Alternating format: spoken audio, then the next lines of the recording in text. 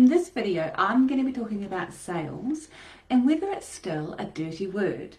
But hey, if we've never met before, my name is Kate Kennedy and I am a leadership, sales and performance coach. I work with adaptable leaders, ambitious sales teams and innovative organisations to help them raise the bar, consciously engineer success and create massive impact. So a big chunk of the work I do these days is with salespeople and sales teams. Often the team leader is frustrated because they know the results could be better, and the salespeople feel like they're doing their best with the tools they have and an environment they're working in. My role is to work with the individuals to understand how they think, as well as understanding what they're doing as a result of their thinking and what could be done differently to change the outcome. This kind of work is actually immensely satisfying for me because I'm from a sales background, and to be honest, I love nothing more than the thrill of a sales conversation and working in a sales environment. It's fast-paced, it's challenging, and sometimes it's competitive, which is right up my alley. What's been surprising me lately is the number of people saying, "I'm not a salesperson," when clearly they're in a sales role with targets and KPIs. In fact, the tone of the comment is as if sales is a dirty word, and they're massively afraid of admitting they are in fact a salesperson. It's got me thinking about why people think that being a salesperson is a bad thing. Does it remind people of the old-fashioned, pushy, door-to-door salespeople selling encyclopedias or vacuum cleaners, or the typecast salesman with the sweaty armpits and a comb-over? You see, I don't see sales as a bad thing. In fact, my definition of sales is the ability to influence people and achieve an outcome. If you read any leading business books, you'll also find that a chunk of it is dedicated to sales and another chunk will be about the ability to influence people.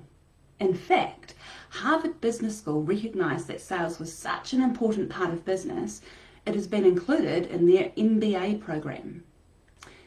If we break sales down, we can identify a bunch of really useful competencies that have a heap of crossover with other business disciplines. Things like consultative selling, which is simply the art of asking a bunch of really good questions to better understand the needs of the other person. A great tool when you're diagnosing problems in a business. Or handles rejection, which is obviously linked to resilience, another important quality in business.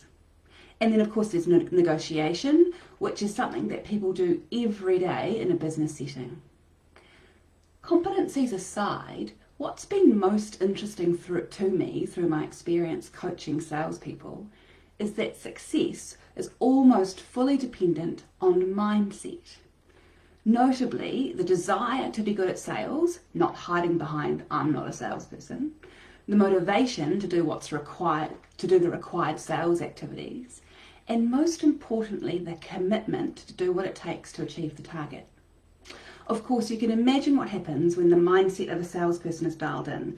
They embrace the fact they are salespeople and leverage a winning mindset so they can execute their sales plan. The good thing is, the execution of a sales plan simply involves practice, which naturally improves competencies. Now, the result of a salesperson's competencies improving, they hit target.